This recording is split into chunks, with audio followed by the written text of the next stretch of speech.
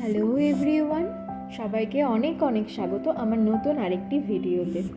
সকাল হতে হতেই ছাদে চলে গেছিলাম আমি এবং গোলা দুজনে মিলে। ছাদে আমাদের এখানে একজন আন্টি আছেন, যিনি এরকম সুন্দর সুন্দর গাছ লাগাতে খুবই ভালোবাসেন। আর ওনার হাতে যে গাছই লাগাবেন উনি, সেটাই খুব সুন্দর আর কি ফল দেয়। দেখুন লঙ্কা গাছগুলো কি সুন্দর হয়েছে, লঙ্কাও হয়েছে।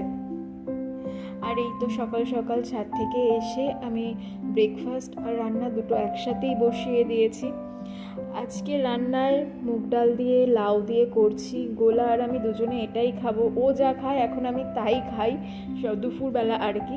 আর সন্ধেবেলা বা রাতের বেলা যেটা হয় সেটা ওর পাপা আসলে পাপার মতো করে তখন বানাই, তখন খাই আর কি। না হলে দুপুরবেলা আমি ও যেটা খায় সেটাই খাই।